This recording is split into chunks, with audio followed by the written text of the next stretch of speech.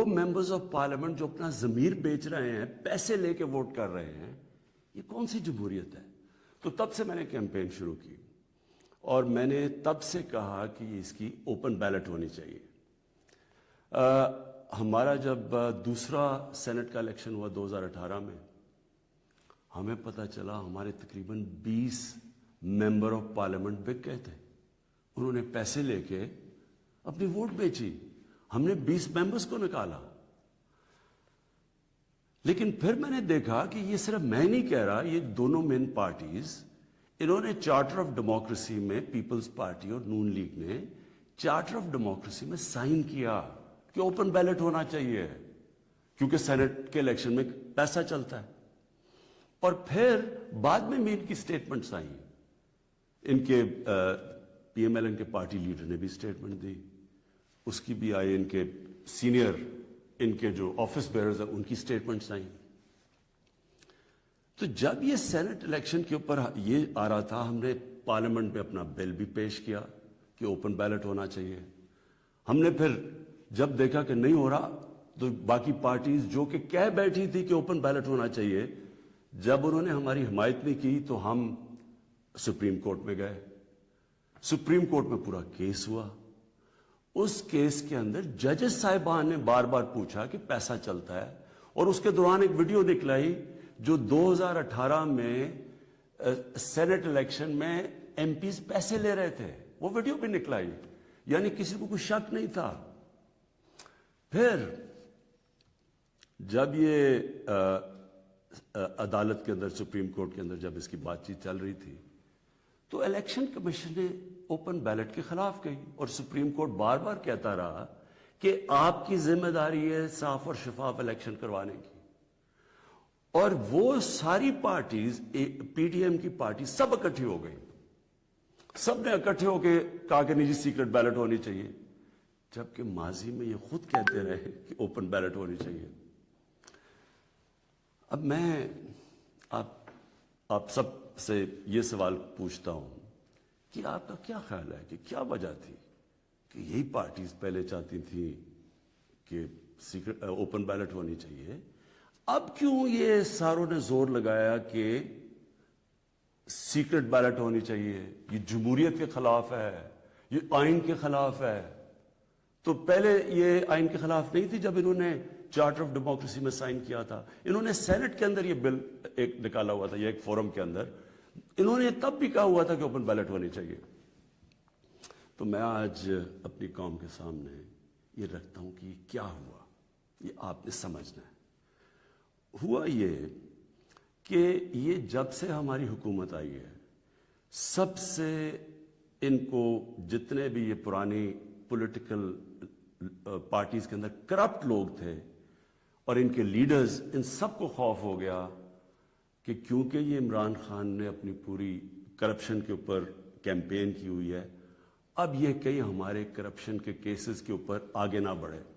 اور یہ میں آپ کو یاد کرا دوں کہ کرپشن کے کیسز ان کے پرانے ہیں، یہ کرپشن ہم نے نہیں کیسز بنائے، یہ ان کے دور کے کیسز بنے ہوئے ہیں۔ ہمارے دور میں تو صرف کوئی 5% بھی کیسز نہیں ہوں گے، سارے پرانے تھے۔ تو یہ تب سے سب اکٹھے ہو گئے، اور میں نے پہلے دن بھی جب میں گورنمنٹ میں آیا، میں نے پہلے دن کہا اپنے پہلے خطاب میں کہ یہ سب اکٹھے ہو جائیں گے، سب جمہوریت کے نام پہ شور مچائیں گے، A P D M, democratic movement, یہ جمہوریت کے نام پہ سب سارے ایک ہی ان کا انٹرسٹ ہوگا کہ میرے اوپر اتنا پریشر ڈالو کہ میں ہاتھ کھڑے کر کے کہوں جس طرح جنرل مشرف نے کیا تھا، ان کو این آر او دے دوں، ان کے کرپشن کے کیسز ختم کر دوں۔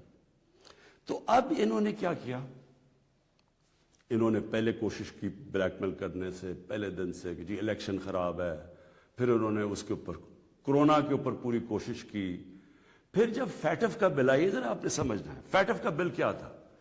فیٹف کا بل یہ تھا کہ ان کے دور میں ہمیں ایک انٹرنیشنل جو ایک ادارہ ہے فیٹف، اس کے اندر ہمیں گرے لسٹ میں ڈال دیا گیا۔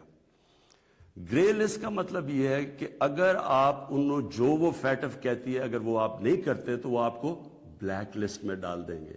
بلیک لسٹ کا کیا مطلب ہے؟ ملک کے اوپر سینکشنز لگ جائیں گے۔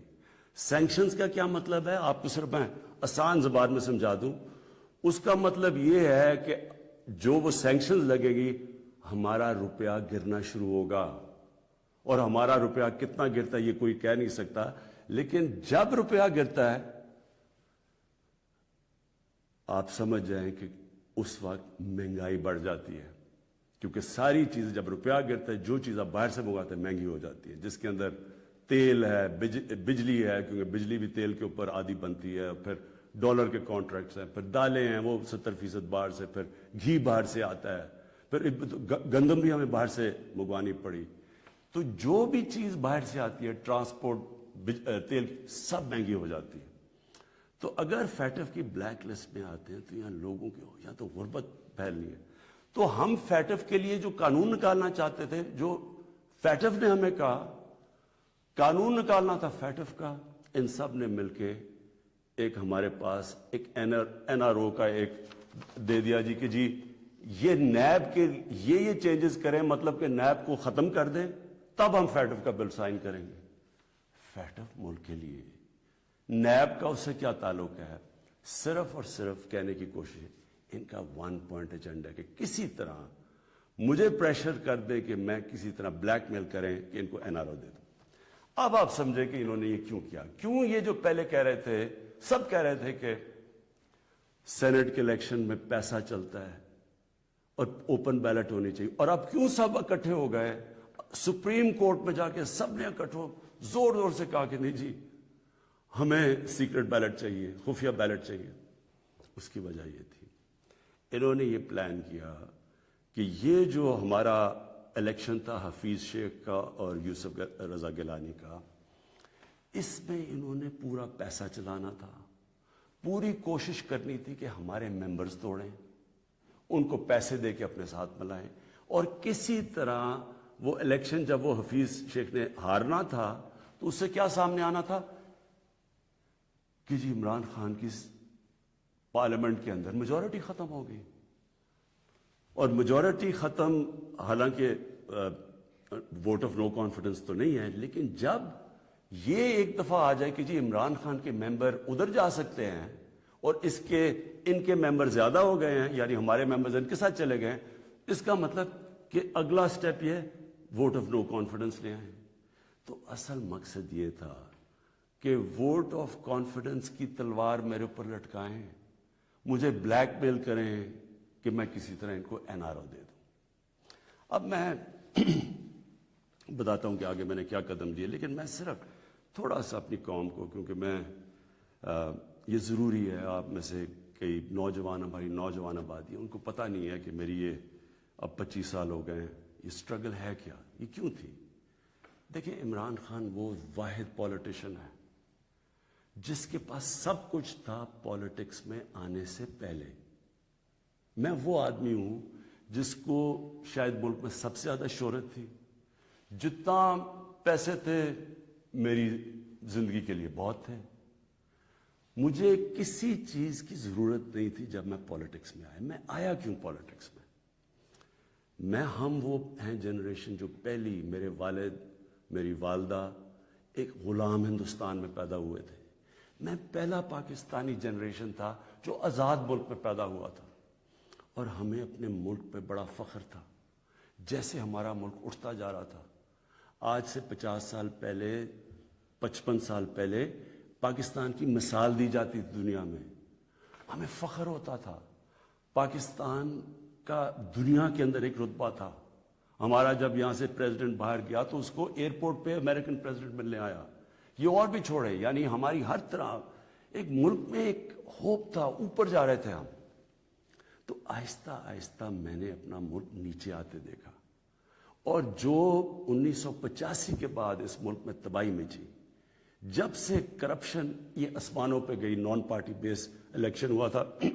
آپ کو موقع ملے تو وہ ضرور پڑھے، کیونکہ وہ ایک ایسا جسے ٹرننگ پوائنٹ کہتے ہیں، جس کے بعد ہماری تقدیر بدلی، جس کے بعد کرپشن بڑھنی شروع ہوئی پاکستان میں، جس وقت پالیٹکس کے اندر پیسہ چلنا شروع ہوا. یہ یاد رکھیں 1985 تھا وہ. تو ہم دیکھ رہے تھے کہ آہستہ آہستہ پیسہ اقتدار میں کیوں آ رہے ہیں جی؟ बिजनेसेस चलाने के लिए। प्राइम मिनिस्टर बन रहा है तो फैक्ट्रियां बननी शुरू हो गई, प्राइम मिनिस्टर बनना है तो बिजनेसमैन बनना, 7 वजीरों ने पैसा बनाना शुरू कर दिया। 85 के बाद हमारा मुल्क जाना शुरू हुआ नीचे। उससे पहले हिंदुस्तान और पाकिस्तान के अंदर मैं आपको फ़र्क बताऊं, मैं जब क्रिकेट खेल के हिंदुस्तान से पाकिस्तान आता था तो लगता था गरीब तरीन मुल्क से अमीर तरीन मुल्क में आ गया हूं। और आहिस्ता आहिस्ता आहिस्ता हमने चेंज देखा ये आते हुए। मैं इसलिए पॉलिटिक्स में आया था और मेरा मकसद क्या था। देखिए, मैंने तो बहुत अपना वक्त बाहर की दुनिया में गुजारा है। मैंने मगरबी ममालिक देखे हैं, मैंने इंग्लैंड के अंदर उनके सारे सिस्टम्स देखे हैं। फर्क क्या है, क्या वजह है कि एक मुल्क ऊपर चला जाता है और दूसरा मुल्क सारे वसाइल के बावजूद नीचे आ जाता है? वो है लफ्ज इंसाफ, कानून की बालादस्ती। नबी सल्लल्लाहु अलैहि वसल्लम ने मदीना की रियासत की बुनियाद किस चीज पे रखी थी? अदल और इंसाफ पे। उन्होंने जब कहा था, और वो अच्छा ये है क्या इंसाफ, कानून की बालादस्ती का मतलब क्या है? मैं चाहता हूं सब नौजवान आप सब समझे। कानून की बालादस्ती का मतलब यह होता है कि ताकतवर और कमजोर एक ही बराबर हो, कानून उनसे एक तरह करे। जब नबी सल्लल्लाहु अलैहि वसल्लम ने कहा था कि तुम्हारे से पहले बड़ी कौमें बर्बाद हुई, जो ताकतवर के लिए एक कानून, कमजोर के लिए दूसरा कानून, वो कौमें तबाह हो जाती हैं। जो जब उन्होंने कहा कि मेरी बेटी भी अगर जुर्म करे भी उसको सजा मिलेगी, कहने का मतलब यह है कि कानून यानी इंसाफ वो होता है जो ताकतवर को कानून के नीचे लेके आता है। अब यहां क्या हो रहा था, जो ताकतवर उसके लिए सारा एक कानून, वो चोरी कर रहा है, वो पैसे बना रहा है, वो मनी लॉन्ड्रिंग कर रहा है, वो प्लॉटों के ऊपर कब्जे कर रहे हैं, वो सरकारी उनको कोई पकड़ नहीं रहा था। बेचारे गरीब लोग जेलों में भरे हुए थे। मैंने भी जब जनरल मुशर्रफ के दौर में कोई 8-9 दिन जेल में गुजारे हैं, वहां सिर्फ गरीब लोग आपको नजर आते हैं, लगता है सिर्फ गरीब ही चोरी करता है। देखिए, ये आपको आज मैं सिर्फ समझाने की कोशिश कर रहा हूं कि मेरी स्ट्रगल है क्या। 2 चीजें होती हैं। जब ताकतवर को एक मुल्क का कानून उसको पकड़ता नहीं है, जब वो कोई जुर्म करता है, तो वो मुल्क अपनी तबाही की तरफ चला जाता है, जिस तरह हमारे नबी सल्लल्लाहु अलैहि वसल्लम ने कहा था। वो क्यों चला जाता है, मैं ये भी आपको समझाता हूं। देखिए, छोटे चोरी करते हैं, गरीब आदमी चोरी करता है, पटवारी चोरी करता है, थानेदार, वो पैसे बनाते हैं, तंग होते हैं लोग। लेकिन जब मुल्क का प्राइम मिनिस्टर और मिनिस्टर चोरी करता है तो वो एक मुल्क को मकरूज करके रख देता है। वो कैसे करता है? मैं प्राइम मिनिस्टर हूं, सारे जितने मेरे जेल में चोर भरे हुए हैं, इनकी सारी चोरियां इकट्ठी भी कर दो तो वो कितने की बन जाएगी? 2, 3, 4 अरब, 5 अरब, 6 अरब। मैं प्राइम मिनिस्टर हूं, मैं एक प्रोजेक्ट के अंदर मैं अरबों रुपया बना सकता हूं। कैसे? मैं पावर प्रोजेक्ट लगाऊं, और यहां हुआ ऐसे। पावर प्रोजेक्ट लगाता हूं 100 अरब का, वो होता है उसकी कीमत 100 अरब, मैं उसे कहता हूं 130 अरब कर दो। 30 अरब सीधे मेरे बाहरी मुल्क से बाहर ही चले जाते हैं, मेरे अकाउंट में आ जाते हैं। अब वो जो 30 अरब, सबसे पहले तो सारे मुल्क के चोर मिला के भी 30 अरब चोरी नहीं करते। वो जो जेलों में बेचारे हैं, मुश्किलों में, कोई बेरोजगार है, कोई 100 मसले होते हैं आम आदमी के। कई तो होते भी चोर हैं, लेकिन कई बेचारे मजबूर भी होते हैं, वो तो जेलों में हैं। सीधा बैठ के 30 अरब एक डील में मैं बना सकता हूं। और अच्छा, उसकी कीमत कौन अदा करता है? आप अदा करते हैं। वो कैसे अदा करते हैं? क्योंकि जो 130 अरब का जब प्रोजेक्ट बन जाता है तो उसका जो बिजली की कीमत है वो ऊपर चली जाती है। आप अगर कहीं पता चलवाएं कि वही प्रोजेक्ट जो पाकिस्तान में लगे हुए हैं वो कितने पे लगे हैं, और जो वही प्रोजेक्ट बाहर के बिजली के लगे हैं उनकी कितनी कीमत है, तो उसकी कौन कीमत अदा करता है? कौम अदा करती है। कौम मकरूज हो जाती है। सारी तीसरी जिनको कहते हैं डेवलपिंग वर्ल्ड, गरीब मुल्क, आप सारी एक एक मुल्क का आपको बता सकता हूं उनकी गुर्बत का सबब क्या है। वहां उनके भी प्राइम मिनिस्टर बैठे हैं, प्रेसिडेंट बैठे हैं, वजीर बैठे हैं, वो भी मुल्क का पैसा चोरी करते हैं, फिर उनको मजबूरी बाहर भिजवाना पड़ता है। کیونکہ ملک میں نظر آ جائے گا نا پیسہ. اس لیے وہ پھر باہر یہ جس طرح یہ چینی والا اور یہ پاپڑ والا ان کے نام پہ باہر اس لیے بھجوانے پڑتے ہیں کہ پکڑے نہ جائیں. اب جب وہ پیسہ باہر جاتا ہے وہ دگنا ملک کو نقصان ہو جاتا ہے. آپ کو پتا ہے ایک یونائٹڈ نیشنز کا ایک ادارہ ہے, میں یہ چاہتا ہوں کہ آپ پورا سمجھیں کہ اس ملک سے یہ تھوڑے سے جو مل کے یہ جو بڑے بڑے مجرم ہیں کر کیا رہے ہیں آپ کے ملک سے. یہ ہمارے ملک میں نہیں صرف ہو رہا, یہ غریب ملکوں میں سب میں یہی کہانی ہے. جو ایک ادارہ ہے اس کو کہتے ہیں فیکٹ آئی, یہ یونائٹڈ نیشنز کا ادارہ ہے. یہ کیا کرتا ہے, یہ پوری طرح ریسرچ کرتا ہے کہ غریب ملکوں سے پیسہ امیر ملکوں میں کتنا پیسہ جاتا ہے, یا آف شور اکاؤنٹس میں کتنا جاتا ہے, یا بڑے بڑے لنڈن اور نیو یارک میں بڑے بڑے غریب ملکوں سے لوگ جو گھر خریدتے ہیں وہ اس کی سروے کرتا ہے. اس کے مطابق ہر سال 1000 ارب ڈالر غریب ملکوں سے امیر ملکوں میں جاتا ہے, آف شور اکاؤنٹس میں جاتا ہے. یہ فیکٹ آئی کی رپورٹ ہے. آپ کو پتا ہے ہمارا سارا 22 کروڑ لوگوں کا بجٹ کتنا ہے؟ مشکل سے 60 ارب ہے. ہم 22 کروڑ لوگ جو ہیں, ہمارا سارا بجٹ 60 ارب ہے. تو 1000 ارب غریب ملکوں سے جاتا ہے.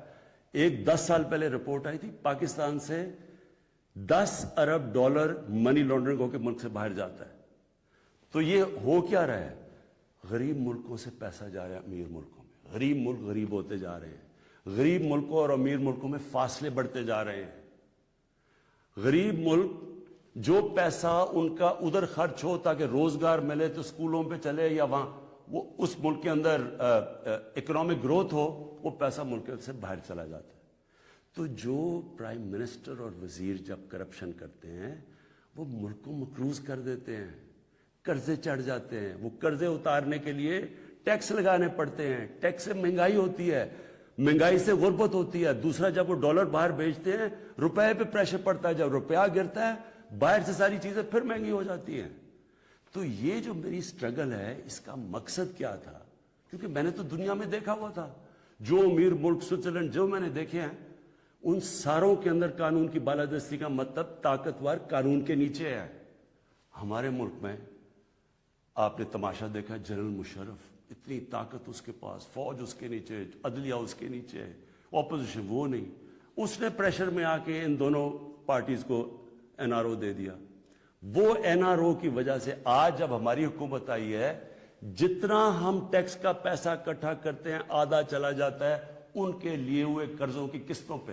ہم نے تو اپنا بجٹ بیلنس کر دیا, ہم نے تو خرچے اور آمدنی کو بیلنس کر دیا, لیکن جو قرضوں کی قسطیں دینی پڑتی ہے وہ ہمارے اوپر بوجھ بڑھا ہوا ہے. یہ ساری غریب ملکوں کی یہی سٹوری ہے. میں یہ آپ کو اس لیے بتا رہا ہوں آپ کو پتہ چلے کہ اس ملک, ہم ایک غریب ملک نہیں ہیں, اللہ نے اس کو سب کچھ دیا ہوا ہے, لیکن کوئی دنیا کا ملک آگے نہیں بڑھ سکتا جس کے اوپر بیٹھے ہوئے طاقتور اس ملک کا پیسہ نکال رہے ہوں باہر. کوئی ملک نہیں چل سکتا. اب واپس آ جائیں سینٹ پہ. یہ کیوں سینٹ کا الیکشن امپورٹنٹ تھا, انہوں نے کیوں اتنا زیادہ زور لگایا پتا ہوتے ہوئے کہ پیسہ چلنا ہے سیکرٹ بیلٹ میں, یہ کیوں سب اکٹھے ہو کے انہوں نے کوشش, یہ پورا یہ جو ڈرامہ کیا ہے. اگر اوپن بیلٹ ہو جاتی تحریک انصاف کو تو ہمیں اتنی سیٹیں ملنی تھی جتنی ملی ہیں سینٹ میں. ہمیں ہمارا تو یہ جو کہہ رہے ہیں نا کہ بہت بڑا کوئی مارکا مار لیا, ہمیں تو اتنی سیٹیں مل گئی ہیں, ہم تو سب سے بڑی پارٹی بن گئے سینٹ میں. لیکن انہوں نے جو سارا ڈرامہ کیا ہے وہ ایک حفیظ شیخ کی سیٹ کے اوپر, اور سارا جو پیسہ لگایا ہے جو یوسف رضا گیلانی کا پیسے بانٹ رہا تھا شام کو, لوگوں کی ضمیر خرید رہا تھا. اور وہ جو میں نے جب اپنے ایم این اے سے جب میٹنگ کی, ہماری خواتین نے ہمیں بتایا کہ جی ہمیں کال کر کے آفرز مل رہی تھی. کوئی ہماری پرانی پی ٹی آئی کی وہ کال کر کے کہہ رہی تھی 2 کروڑ سے بولی لگ رہی تھی. اب میں الیکشن کمیشن سے تھوڑا بات کرنا چاہتا ہوں. دیکھیں, الیکشن کمیشن آپ کا بہت بڑا رول ہے. آپ کی سب سے بڑی ذمہ داری صاف اور شفاف الیکشن ہے. یہ آپ کی آئینی ذمہ داری ہے. پہلے تو مجھے یہ نہیں سمجھ آئی کہ آپ نے عدالت میں کیوں جا کے کہا کہ جی خفیہ بیلٹ ہونی چاہیے. مجھے یہ بتائیں کوئی آئین اجازت دیتا ہے چوری کرنے کی؟ رشوت دینے کی کوئی آئین اجازت دیتا ہے جو 30 سال سے ہو رہا ہے؟ پھر جب آپ کو سپریم کورٹ نے موقع دیا کہ انہوں نے آپ کو کہا کہ ہاں اس دن سیکرٹ بیلٹ کروا لو، لیکن اس کے بعد ان کی آئیڈینٹیفیکیشن رکھو بیلٹ کی کہ ہم مثلا آج پتا چلوانا چاہتے ہیں جی ہمارے 15-16 لوگ جو بکے ہیں، میں ورڈ یوز کر رہا ہوں بکے ہیں، ہمیں پتا تو چلے وہ کون ہے۔ آپ نے ان مجرموں کو بھی بچا لیا یہ سیکرٹ بیلٹ کروا کے، آپ نے ہماری جمہوریت کو نقصان پہنچایا ہے۔ مجھے بتائیں کون سی جمہوریت ہے جدھر پیسے دے کے کوئی سینٹ بنتا ہے؟ یہ جمہوریت ہے؟ جمہوریت کا تو مطلب ہوتا ہے الیکشن سے لوگ اوپر آتے ہیں، یہ پیسے دے کے اوپر آنے کا یہ جمہوریت ہے؟ دوسرا مجھے بتائیں کہ جو ہمارے بچے ہیں، ہمارا ایک نوجوان آبادی ہے، ہم کیا ان کے لیے مثال سیٹ کر رہے ہیں؟ سارے ملک کے سامنے پیسے چل رہے ہیں، وہ ویڈیو چل رہی ہے پیسے کی۔ اس سے پہلے ویڈیو چلی جو 2018 کے الیکشن میں کہ جناب وہ ایم پیز کروڑوں روپے ایسے ایسے کر کے بیگز میں ڈال رہے ہیں۔ کوئی کچھ کوشش کی؟ کیا آپ کو یہ نہیں پتا کہ آپ کی ذمہ داری تھی انویسٹیگیٹ کرنے کی؟ ساری ایجنسیز آپ کے نیچے ہیں، سب کے سامنے یہ تماشا ہوا۔ مجھے یہ بتائیں کہ جب ایک ملک کی لیڈرشپ، یہ لیڈرشپ ہے سینٹ کی، جب یہ رشوت دے گی اور رشوت لے گی تو آپ کیا کہیں گے کہ پٹواری اور تھانے دار وہ ٹھیک ہو جائے گا؟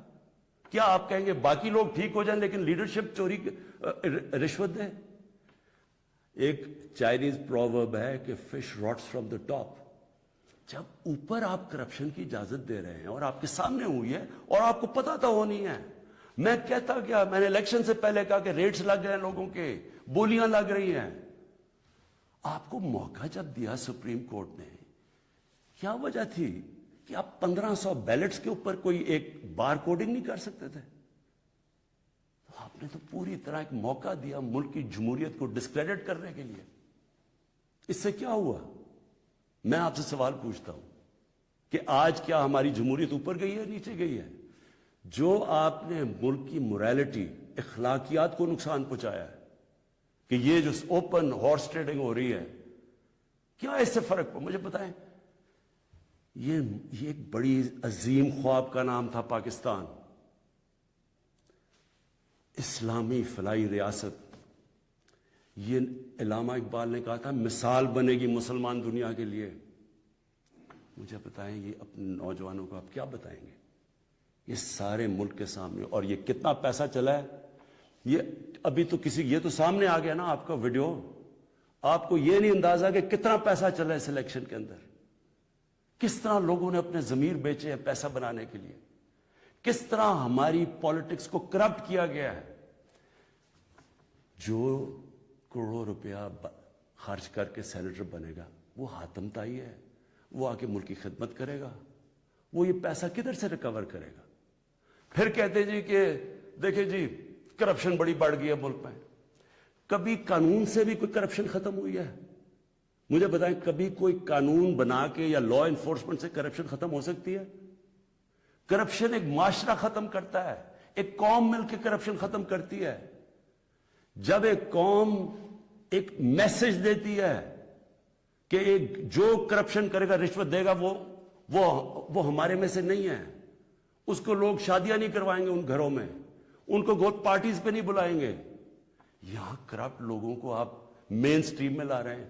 اور میں یہ بھی کہنا چاہتا ہوں، ہمارے وہ میڈیا کے لوگ، میں ان سے سوال پوچھتا ہوں، بڑے بڑے صحافی عدالت میں جاتے ہیں، عدالت میں جا کے کہتے ہیں کہ جی وہ نواز شریف کو تقریر کرنے کی موقع دینا چاہیے، وہ نیلسن منڈیلا تقریر کرے گا، ملک کو پتہ نہیں کیا فائدہ ہوگا۔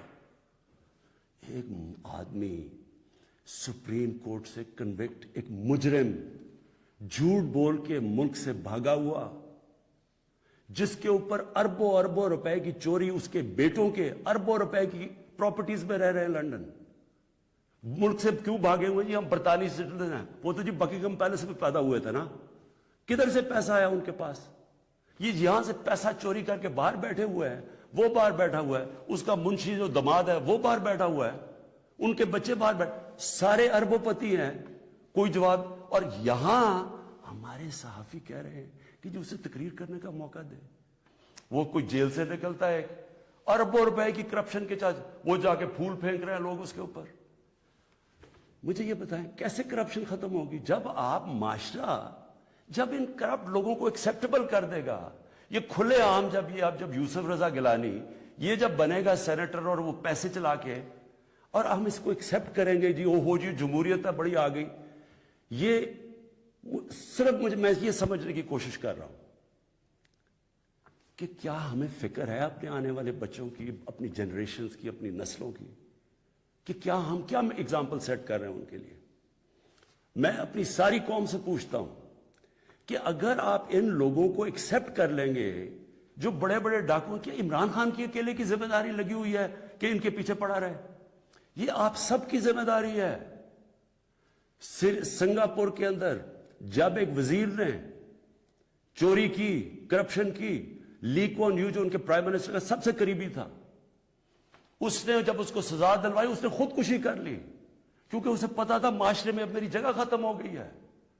اس کو معاشرے میں ہال نہیں ڈالیں گے, پھول نہیں پھینکیں گے کہ نیب سے باہر آ رہے جی پھول پھینک رہے ہیں. کوئی نہیں پوچھ رہا کہ اس نے کتنی کرپشن کی ہے. میرے پاکستانیوں, دیکھیں یہ آپ کے اوپر ہے. کیا آپ اپنے ملک کو اوپر لے جانا چاہتے ہیں یا ان چوروں کے ساتھ کمپرومائز کرنا چاہتے ہیں؟ ہم آج اس لیے یہاں ہیں کہ ہم نے چوری ایکسیپٹ کی, چوروں کو ایکسیپٹ کیا. ہم نے ان لوگوں کو جب ہمیں پتہ ہوتے ہوئے کہ انہوں نے آپ کا پیسہ میرا تو نہیں پیسہ چوری ہوا, یہ جو پیسہ باہر گیا یہ میرا تو پیسہ نہیں باہر گیا, یہ ہمارا پیسہ باہر گیا ہے. یہ کانٹریکٹس کے اوپر پیسہ بناتے ہیں, ہر چیز کے اوپر. سڑک جو بنی ہوتی ہے 1 ارب روپے میں وہ بناتے ہیں 1.5 ارب روپے میں, باقی پیسہ ان کی جیب میں. اور وہ سارا آپ ساری قوم جو ہمارے اوپر قرضے چڑھے ہوئے ہیں, پیچھے تو جائیں یہ قرضے چڑھے کیسے ہیں؟ کون سی قوم آگے بڑھ سکتی ہے؟ ایک مجھے قوم بتائیں, ایک ملک بتائیں, ایک مجھے ملک بتائیں جس کے پرائم منسٹر اور وزیر چوری کر رہے ہوں اور وہ ملک ترقی کر رہا اور خوشحالی ہو. ایک ملک مجھے بتا دیں. اور جو ملک سزا اور جزا نہیں کرتا, طاقتور کو سزا نہیں دیتا, وہ طاقتور جو مرضی کرے, وہ اچھا وہ بدقسمتی سے ان کو وی آئی پی کی طرح ٹریٹ کیا جاتا ہے. جیلوں میں بھی وہ وی آئی پی ہیں. انہوں نے اربوں کی چوری کیا, وہ بیچارہ غریب آدمی نے کوئی کسی کی بھینس اٹھا لی کچھ, وہ اس کا حال دیکھے اور ان وی آئی پیز کا حال دیکھے. قوم کرپشن سے لڑتی ہے, قانون اکیلا کرپشن نہیں ختم کر سکتا.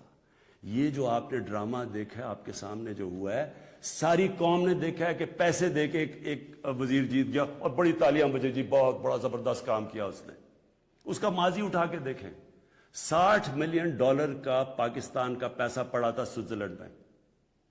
آصف زرداری تو کہہ ہی نہیں سکتا تھا میرا, کیونکہ اس نے تو کوئی ڈکلیئر ہی نہیں کیا, چوری کا پیسہ تھا.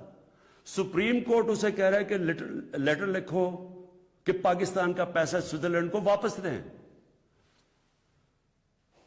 لیٹر نہیں لکھا. وفاداری جی, میں جی بڑا وفادار ہوں. کس سے؟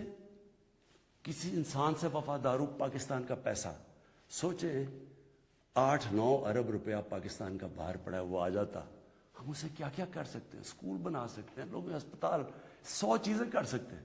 لیکن جی اس نے وہ تو یہ اس کی سب سے بڑی ہے, اس پہ ڈسکوالیفائی ہوا ہے. آج بڑے زوروں شوروں سے جی سینیٹر بن گیا, جی بہت بڑی کامیابی ہوئی ہے. اب میں آخر میں اپنی آپ سے آخری جو بات کرنا چاہتا ہوں وہ یہ, ان کا خیال یہ تھا کہ میرے اوپر یہ نو کانفیڈنس کی تلوار لٹکائیں گے, اور میں کیونکہ مجھے کرسی بڑی عزیز ہے تو میں ان کو کہوں گا کہ جی ہاں جی ٹھیک ہے, میں آپ کو NRO دے دیتا ہوں, یعنی آپ کی جتنے بھی کیسز میں آپ کو ختم کر دیتا ہوں. میں پرسوں کانفیڈنس موشن لے رہا ہوں, اسمبلی کے پاس جا رہا ہوں, کانفیڈنس اپنی اسمبلی کو کہہ رہا ہوں آپ بتائیں سامنے, کیونکہ وہ تو اوپن ہوگا نا.